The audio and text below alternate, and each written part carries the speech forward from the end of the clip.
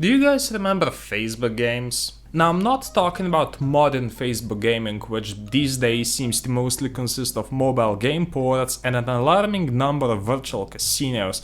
I'm talking about like 10 years ago, where you went on Facebook, you saw a notification, you got all excited, and then you found out that Kevin needed some bricks on Farmville. 10 years ago, these games were unavoidable, so what happened? I mean, my theory is that, people without even realizing it switched over to mobile games and, eventually games like Farmville, Petville, Mafia Wars, they all died out. Most of these games at their core were actually very similar. I mean, build up your farm or crime empire or whatever, then post about your progress on Facebook, and of course annoy your friends with game requests. That one was actually really important because not only did it help out the person who sent the request, but it was also used as marketing. As a kid, I played a lot of these games, but only one of them was able to capture my attention for longer than a month, and it was actually a game that 10 years ago kickstarted this YouTube channel, Car Town.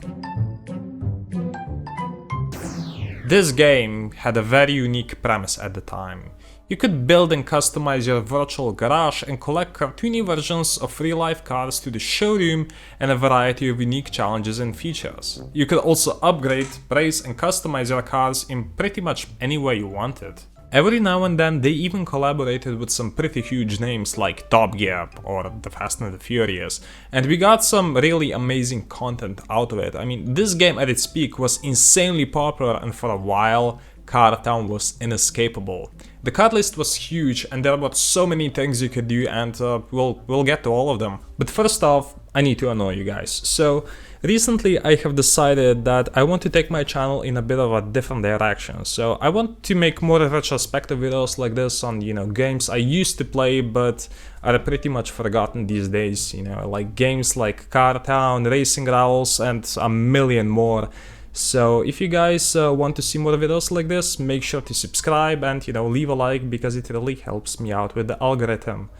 Back to the video. Now, this was so long ago that I don't even remember how I discovered Car Town. If I had to guess, I would say that someone probably needed fuel in the game and sent me a request or whatever, but just thinking about this game, it makes me so nostalgic. Now, I know that I started playing Car Town sometime in 2010, and back then I didn't even have internet at home, so I would just play Car Town at my grandma's neighbor's place, of all places, and I remember just playing the games for hours and hours and hours, and my garage started to slowly grow. If I had to describe Car Town in one word, I would have to say innocent. I mean, this game took place before microtransactions and, waiting hours for an inch of progress became the norm, and instead of cash, your main weapon in Car Town were, well, your friends. Yeah, I might need to explain that one later on, but of course there was still a premium currency. It was called Blue Points, and you could buy some exclusive cars with it, but a huge chunk of the cars and the features were still available to buy with the regular currency, gold coins. Another limitation of sorts was the fuel meter. Now, every time you raced, your fuel level would naturally go down, and if it drained, you would have to wait for it, to refill, but that's where your friend weapons came into play. What? By asking your friends for fuel, not only would you get it, but if they were extra nice, they could actually send you more on top of that. So if your fuel meter was full, the received fuel would actually stack up on top. So if you had a lot of people who played Car Town, you really didn't have to worry about the fuel meter anymore, but it did lead to a lot of spam. By buying new cars, building up your garage and racing your friends, you gained XP, and by leveling up you unlocked new features like being able to have a bigger garage, unlocking even more cars in the showroom, and every now and then you would actually get the test drive feature. You could actually choose between 3 different cars, and if you won enough races with them in a week, you could keep them. That's actually the way I got my first Skyline in the game. By leveling up, you could also increase the amount of workers your garage had. And I somehow managed to skip over the main way you earned cash in Car Town. There's a lot of stuff, okay? But yeah, let's talk about the work base. By setting up a workstation, you could select different jobs that would give you a different amount of gold coins and XP by completing them. They ranged from the fan favorite, Fuzzy Dice, which only took 2 minutes, to jet engine, which lasted for a full day. But there was even more to the workstations than that.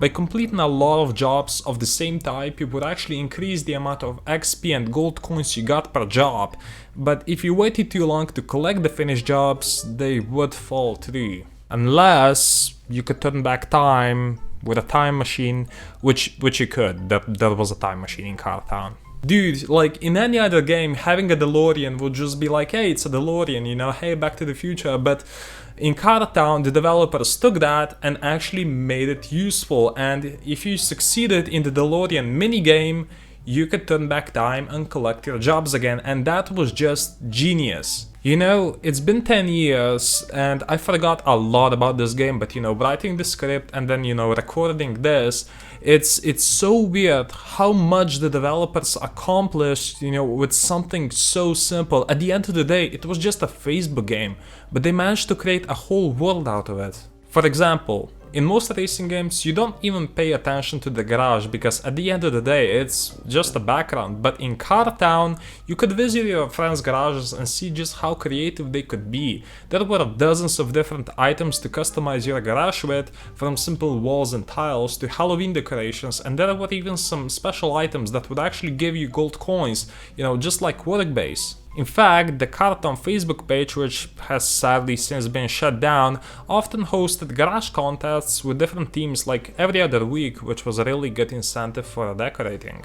I redecorated my garage numerous times and I was really proud of it, but to me, you know, cars were still far more important, and luckily for me, Car Town had everything. There were a couple of car classes ranging from D-Class for the slowest cars, you know, like the Priuses and the Beetles and of course the Ford Pinto. But at the other end of the spectrum you had the Star Class cars, which are some of the quickest and most desirable cars in the game, you know, your Paganis and your McLaren F1s. In the showroom, you could always find an impressive selection of regular cars, and every couple of days they would either introduce a new car or bring back a certain car for only a limited period of time. A large chunk of cars were actually fully customizable with different rims, window tints, and some of the cars even had body kits, but by far the most unique aspect of the customization was the fact that you could make your own car wraps for any paintable car in the game, and so naturally I made quite a few RGS themed cars back in the day. There were also a number of car collections where collecting all 4 cars would actually give you a pretty nice amount of gold coins and experience.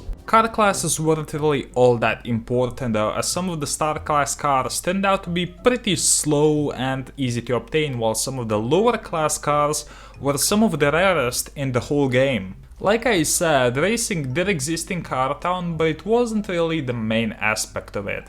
The racing mainly consisted of you clicking at the right moment for your launch and shifts. It was super basic, but that also meant it was simple. It worked and it allowed pretty much anyone to race no matter how much of a potato PC they had. Later on in the game, the developers also added a VIP leaderboard where you could see the total value of your garage and your cars.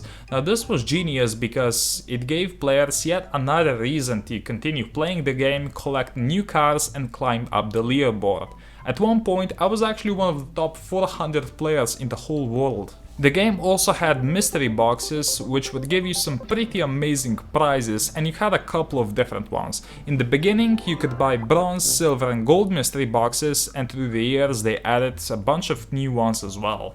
Now, you might remember that I said that this game wasn't all that focused on microtransactions, which is true. Unlike most modern games, these boxes were surprisingly affordable. The bronze mystery box only cost 50 cents and the gold mystery box cost $2.50, which is incredibly tame for modern standards.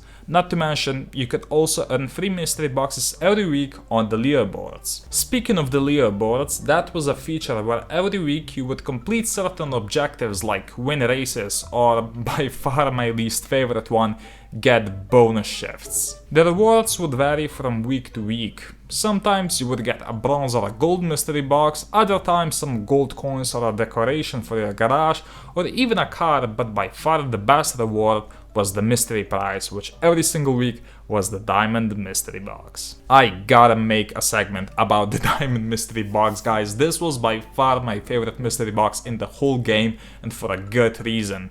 The Diamond Mystery Box would only give you limited edition cars, namely cars that you couldn't get anywhere else in the game at the time.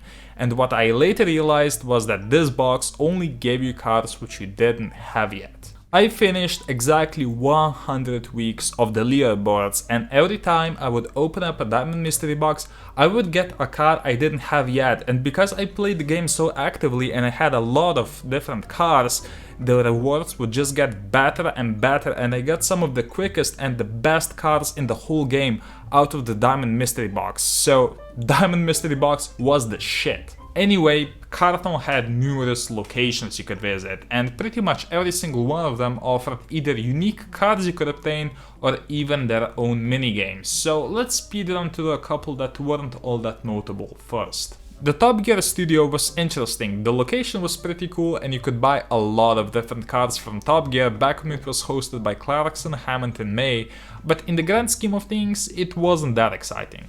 Neither was the Pirelli World Challenge, where you could buy 4 different race cars, but we're gonna get to some really good stuff really soon. The Ghostbusters minigame was kind of odd. You caught ghosts and collected them? Kind of a weird combo, but you could get your own Ecto 1 in the game, which was pretty cool. I already mentioned that you could upgrade the DeLorean time machine to recollect expired jobs, but we also got a pretty cool location with that, but here comes the first location that was a proper game changer. The Junkyard. This was one of the best features in the whole game. In the Junkyard, you could restore a really diverse variety of classic cars by having your Facebook friends send you different car parts like pistons and spark plugs. And after you restored your car, that was it, you had the car in your garage, no microtransactions needed. So, say that you added a couple of Facebook friends that also played Car Town a lot and you sent each other parts daily, you could quite quickly restore all the 10 cars that you needed to unlock the Master Mechanic. When Master Mechanic was released, this was one of the biggest oh shit moments in Car Town ever, because you went from restoring Fiat 500s and old trucks to restoring Jaguar XJ220s and Viper race cars.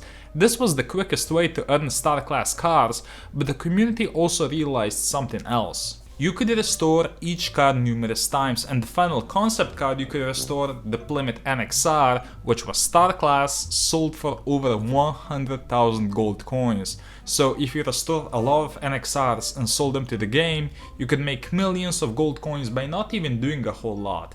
And from that point on, lack of gold coins wasn't ever a problem anymore, and eventually it got even crazier, but we'll get to that. Yet another awesome location were the docks. In the docks you could play a minigame where you would choose between 8 different containers which contained 7 cards you were shown before playing and a mystery card. It was a pretty cool way of obtaining some of the rarer cards in the game. Car Town also acquired partnerships with NASCAR and IndyCar, where players were able to get their hands on a variety of real-life inspired race cars. NASCAR and IndyCar even had their own collections and a unique racing minigame, which was just as basic as regular racing, but a nice breath of fresh air nonetheless. You could literally own any race car you wanted to, you just needed the help of your Facebook friends. Another racing minigame that we got, but I mostly forgot, were the funny cars. Now, I really don't remember much of this, but here's a clip of it, and I do have to say that out of all the mini games, this one was probably the hardest. I'm going through this really quickly, but just keep in mind that almost all of the locations I've mentioned gave players a lot of different incentives to return to the game. I mean, you could get so many cars for free in this game just by playing. It was really something special. And also, I just remembered a feature which I was really excited for at the time, and I thought it was going to be huge, but then it never was. Do any of you guys remember Who Rules? Now this was a pretty short-lived feature where the developers would put 2 similar cars against each other to see who could get the most votes.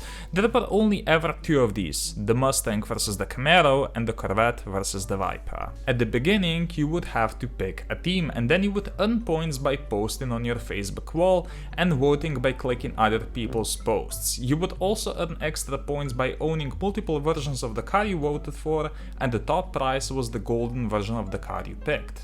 I completely forgot what Who Rules was like, and looking back it's pretty obvious that the developers were just aiming for game promotion, which worked until it didn't. I really wanna say it again, this game was absolutely huge, like way bigger than Racing Rivals or any other game I ever played was. It had literally millions of multiplayers, and there were multiple reasons why it did so well. Of course, there were the weekly editions of new cars, but they also kept adding new collections and ways to earn cars. The Junkyard, the docks, all these features were designed to hook new players onto the game and expand their garages, and oh boy did it work. At one point, it was even possible to get a free Scion TC by purchasing a NOS energy drink and redeeming a promo code you got. The marketing for this game was truly next level. Did you know that Car Town even had their own series of toy cars? In 2013, they released 2 limited series of 6 different toy cars that look like cars from Car Town. If you collected all 6, you would get a limited edition Shelby GT500 that you couldn't get anywhere else. You know, when I was a kid, I saw these and I thought they were the coolest thing, but sadly, they were only ever sold in the US. Actually, you know what? Why did I never think of this before? Yeah, okay, so I tried for like really long to find a proper setup, but I can't get it, so this is the best I can possibly do. But yeah, I ordered 2 of these Greenlight toy cars from the USA, and well, we'll see what they are like. So just keep in mind that this is not like unbox therapy or anything, and hopefully I don't break these. I really should just fast forward this, really. Yeah. Okay. Let's see what's inside. So, okay, there. Some nice packaging. Dude, I always wanted these as a kid. Let's take a look. Okay, they're actually really small. So, here is the pizza truck. I got one of these. Oh my god, on this car online. Like, it's really interesting how these are like super old. And, you know, it's obviously like a time capsule because, well, clearly the game has been shut down, but I think this is from the second collection, the pizza truck. But I should have another one over here. Here you go. And this, no, this is the second one. So this is the Chevrolet Camaro. I believe in the first edition it was actually red, but here we go.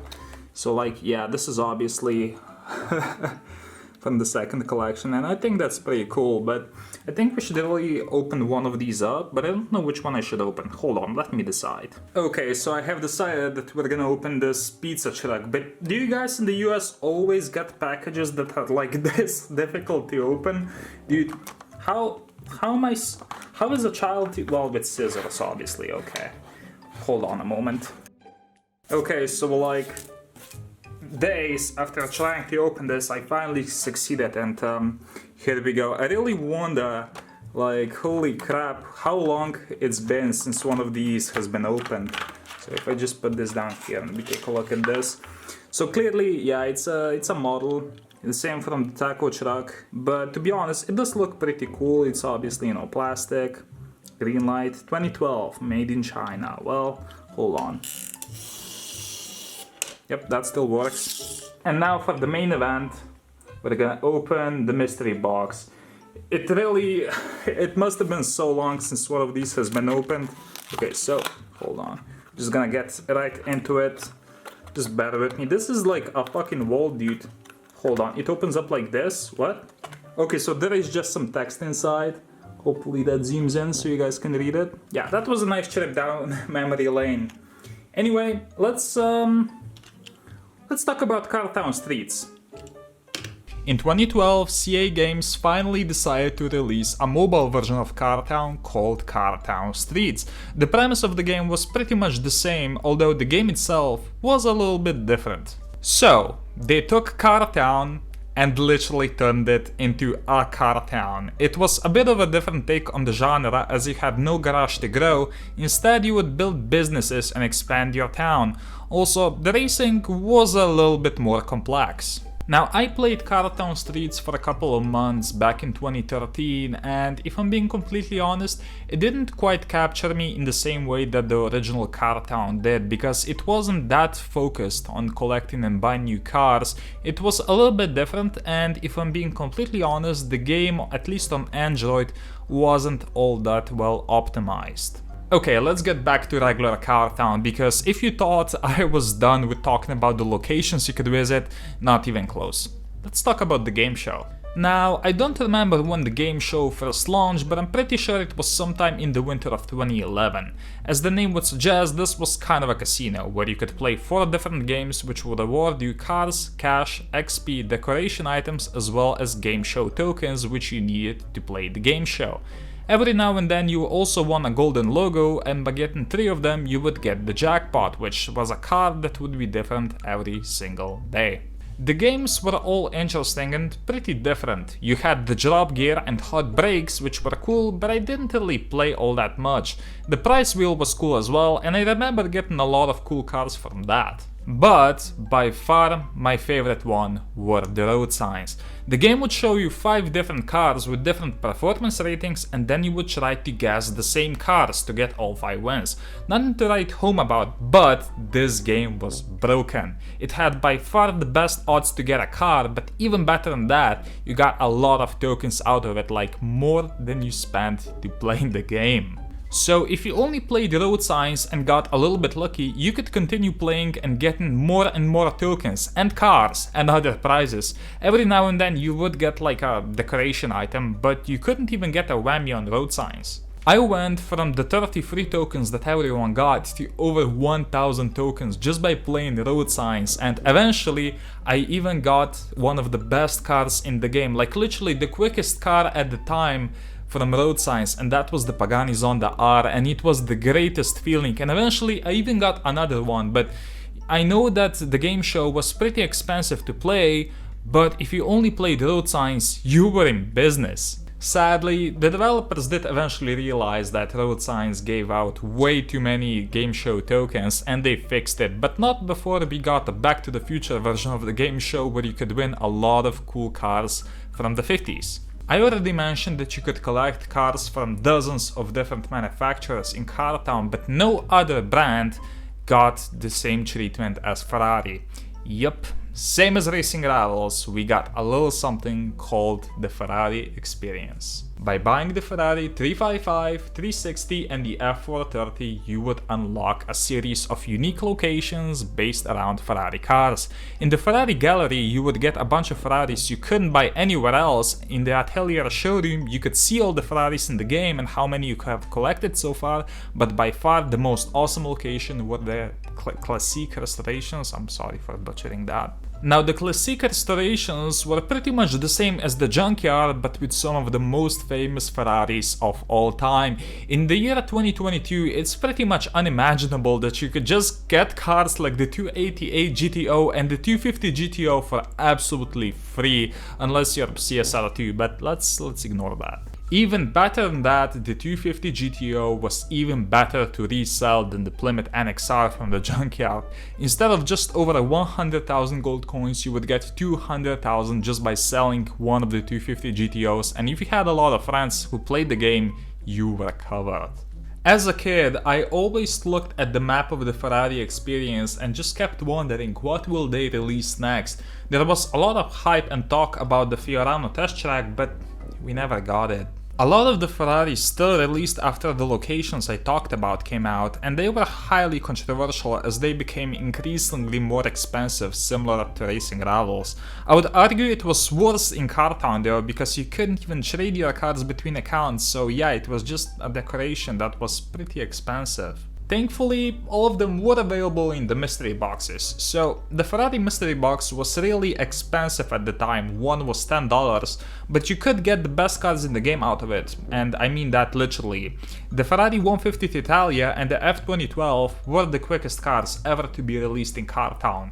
I never got the F2012, which ended up being the quickest car to ever be released in Car Town, but I do remember completing the leaderboards one week, opening the Diamond Mystery Box and getting the Ferrari 150 Italia, which it was really something special, and I never thought I would be able to have a car as quick as that, and it did end up being the quickest car I ever had on Car Town. Okay, let's not get too carried away. So, similar to the Ferrari Experience, we also got a Fast and Furious Experience to promote the Fast and the Furious franchise. And for the Fast 5 movie, you know, the one with the vault, players could build up Dom's Charger and win a few cars in pink slips. I think a Camaro, a Challenger, and a 370Z, if I believe. And you could also build up your own vault Charger. The promotion for Fast 5 was pretty cool, but it was nothing compared to what came before the release of the Fast and the Furious 6.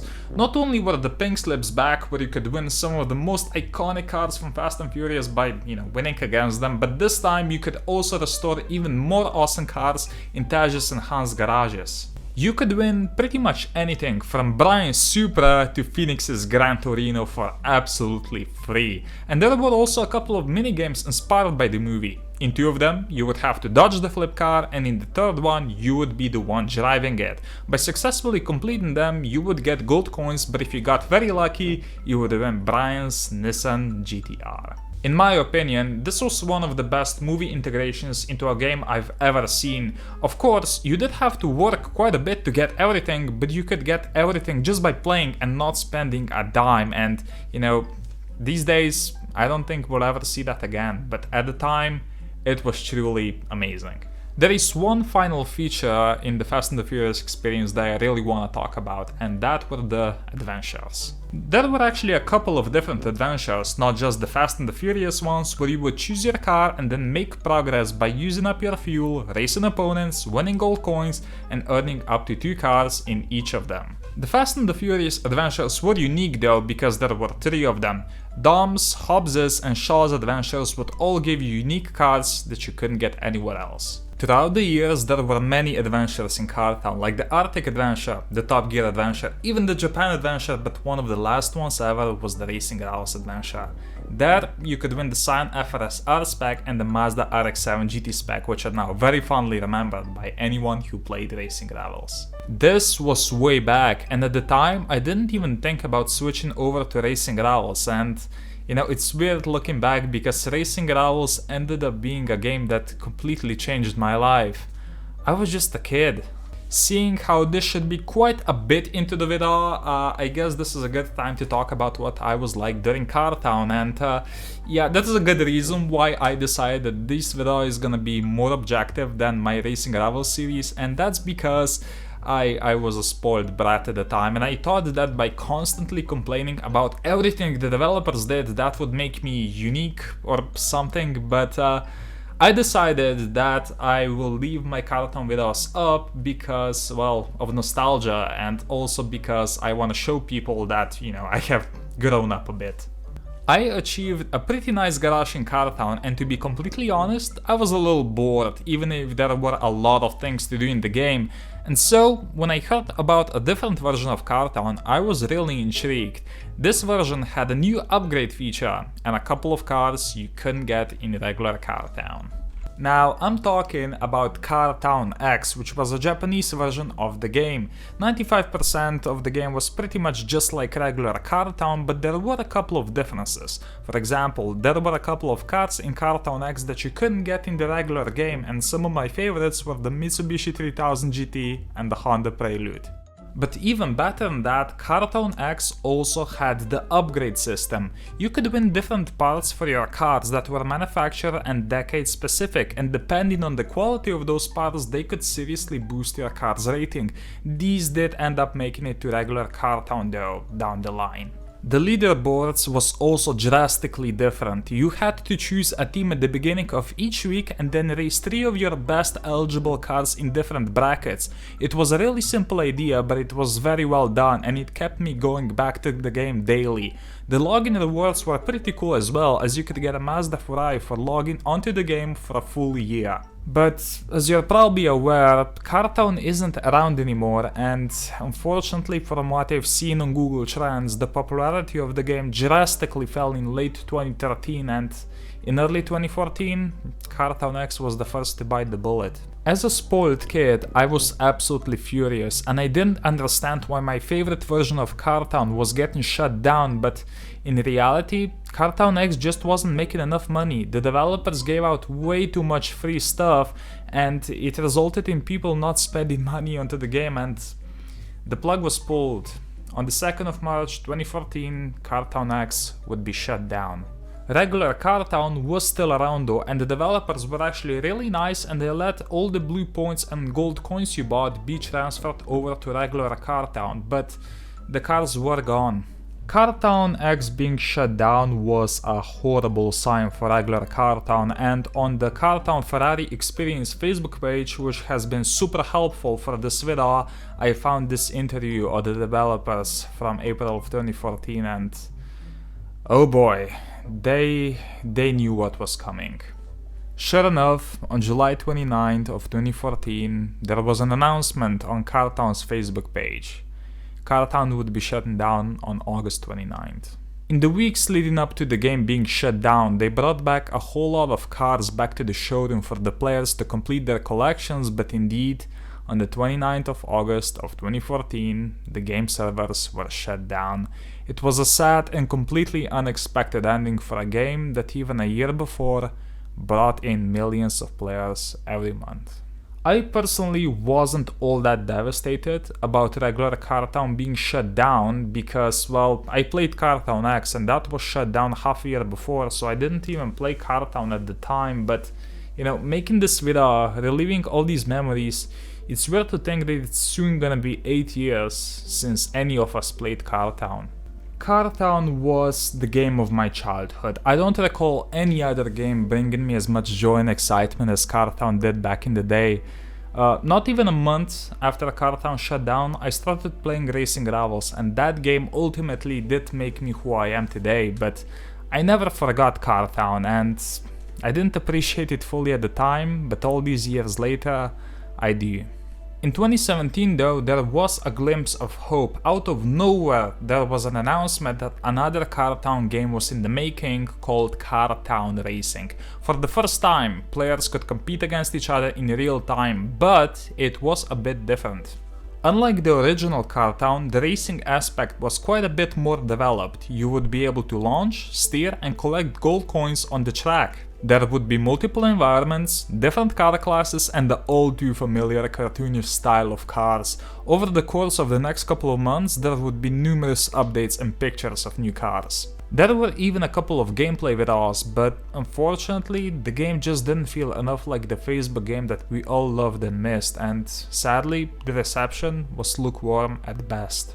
Perhaps that was the main reason why on August 25th of 2017, just a couple of days before the 3rd anniversary of the death of Car Town, it was announced that the game didn't meet demands and was cancelled, leaving fans disappointed yet again. The original Car Town Facebook page has since sadly been shut down, but on Facebook you can still find traces of Car Town everywhere, in Facebook pages, in Facebook groups, and before my final conclusion, I really wanna give a huge shout out to the person behind the Car Town Ferrari Experience and the Car Town Reminiscence Facebook page. They literally documented every single car, every single decoration item, every single splash screen from Car Town, and if you guys want to experience some nostalgia, the link to the Facebook pages is down below. The story of Car Town was full of ups and downs. It's now been a long time since Car Town shut down, and if I'm being honest, I don't think any of us are gonna get the chance to play it again, but while our cars and garages might be lost, we still have our memories, and you know what? I think that's more than enough. Car Town helped shape up a whole new generation of car enthusiasts and will forever remain one of the best games I have ever played. Thank you guys so much for watching until the end, it really means a lot to me. I wanted to make a video like this for a long time, and you know, now that I'm here, it really is a good feeling. I want to make more videos like this, and if you guys want to see more content like this, make sure to leave a like and subscribe to the channel. But until next time, thank you for watching. Take care.